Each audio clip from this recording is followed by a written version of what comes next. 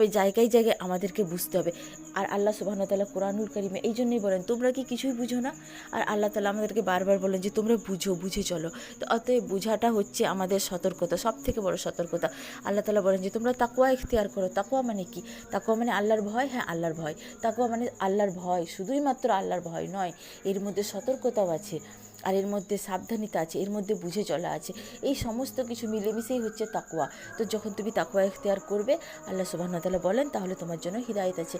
হিদায়াত মানে কি? হিদায়াত মানে তোমার কাছে পথ খুলে যাবে। তুমি স্পষ্ট বুঝতে পারবে যে এই পথটা আমাকে জান্নাতের দিকে নিয়ে যায়, এই পথটা আমাকে জাহান্নামের দিকে নিয়ে যায়। তাহলে তুমি নির্বাচন করতে পারবে, তুমি ভুল পথে তুমি যাবে না। আর এই নির্বাচন ক্ষমতা আল্লাহ তাআলা আমাদেরকে দিয়েছেন। আর কারণ আল্লাহ তাআলা আমাদেরকে নির্বাচন করতে চান, আল্লাহ তাআলা আমাদেরকে পরীক্ষা করছেন, এই জন্যই আল্লাহ তাআলা এই ক্ষমতাটা আমাদেরকে দিয়েছেন। আর আল্লাহ তাআলা আমাদেরকে বলছেন যে তোমরা সর্বদাই বুঝে চলো, আর সর্বদাই তোমরা দেখে চলো। এই দুনিয়াটা হচ্ছে তোমাদের জন্য বিভ্রান্তিকর জায়গা, তোমাদের জন্য পরীক্ষার জায়গা। তো যেহেতু পরীক্ষা, তোমাদেরকে তো পরীক্ষাটা দিতেই হবে।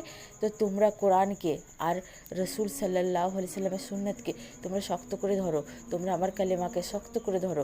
আল্লাহ ছাড়া কেউ মাবুদ নেই, এটা তোমরা কঠিনভাবে এই কথার উপর তোমরা বিশ্বাস রাখো।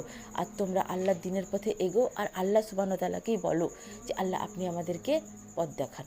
আমাদেরকে সতর্ক হতে হবে সমস্ত কিছু থেকে, যা কিছু আমাদেরকে জান্নাত থেকে আটকায়, যা কিছু আমাদেরকে আল্লাহর আদেশ থেকে আটকায়, যা কিছু আমাদেরকে রাসূল সাল্লাল্লাহু আলাইহি ওয়াসাল্লামের সুন্নাত থেকে আটকায়, যা কিছুই আমাকে কোরআন থেকে আটকায়, সেগুলো আমাকে বুঝতে হবে যে এগুলো আমার আল্লাহর পথে বাধা। অতএব আর যা কিছুই আমাকে দুনিয়ার থেকে আকর্ষণ করে, দুনিয়ার দিকে টানে, আর দুনিয়ার বিষয়বস্তু সম্পর্কে বলে, শুধুমাত্র দুনিয়ার মধ্যেই আমাকে হয়রান করে রাখে, সেগুলো বুঝতে হবে, সেগুলো হচ্ছে জাহান্নামে আহ্বানকারী।